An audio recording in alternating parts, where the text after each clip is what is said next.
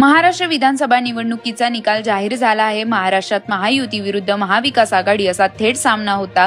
महाराष्ट्रात काय होणार याचे विविध अंदाज लावले जात होते। तसंच एक्झिट पोल्सनीही त्यांचे अंदाज वर्तवत महायुतीला यश मिळेल असं म्हटलं होतं। काही एक्झिट पोल्सनी महाविकास आघाडीची सत्ता येईल असंही म्हटलं होतं। मात्र प्रत्यक्षात महायुतीने अभूतपूर्व यश मिळवलं आहे। आता प्रश्न आहे, महाराष्ट्राचे मुख्यमंत्री कोण होणार? हा महायुतीच्या महाविजयानंतर पक्षीय बलाबल कसं आहे ते पाहूयात।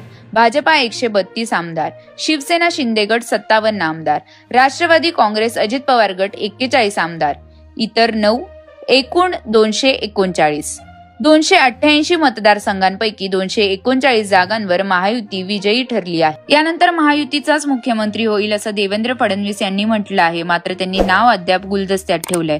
मुख्यमंत्री पदाबाबत अमित शहा यांनी पत्रकार परिषदेत सांगितलं की मुख्यमंत्रीपद कोणाला द्यायचं हे 3 पक्षांचे नेते मिळून ठरवतील। आमच्यात मुख्यमंत्री पदावरून कुठलाही वाद नाही असं देवेंद्र फडणवीस यांनी सांगितलं। तसेच जो निर्णय घेतला जाईल तो सगळ्यांना मान्य असेल असंही देवेंद्र फडणवीस यांनी सांगितलं।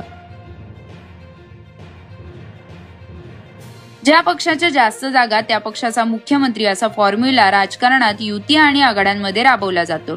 मात्र असा कुठलाही फॉर्म्युला यावेळी ठरलेला नाही। त्यामुळे देवेंद्र फडणवीस हे मुख्यमंत्री होणार की नाही हा प्रश्न अद्याप कायम आहे। कारण भाजपा किंवा महायुतीने अद्याप कोणाचंही नाव जाहीर केलेलं नाही। भाजपचे 132 आमदार निवडून आले आहेत। त्यामुळे महायुतीत संख्याबळाचा विचार केला तर भाजपा हा पक्ष मुख्यमंत्री पदावर दावा करू शकतो। भाजपा महाराष्ट्रात सलग तिसऱ्यांदा सर्वात मोठा पक्ष ठरला आहे। त्यामुळे भाजपकडे मुख्यमंत्री हे पद जाऊ शकतं। तसं झाल्यास देवेंद्र फडणवीस मुख्यमंत्री होतील। एकनाथ शिंदे आणि अजित पवार या दोघांना अडीच वर्ष मुख्यमंत्री पद दिलं जाण्याची शक्यता असू शकते। कारण अजित पवार यांचे भावी मुख्यमंत्री म्हणून फलक मुंबईसह अनेक ठिकाणी लागले आहेत। देवेंद्र फडणवीस यांना मुख्यमंत्री पद देऊन एकनाथ शिंदे आणि अजित पवार यांना उपमुख्यमंत्री केलं जाईल अशी आणखी एक शक्यता असू शकते। या शक्यता तुर्तास तरी समोर आहेत। मात्र भाजपा काय निर्णय घेणार, महाराष्ट्राच्या मुख्यमंत्रीपदी कोण विराजमान होणार हे पाहणं महत्त्वाचं असणार आहे।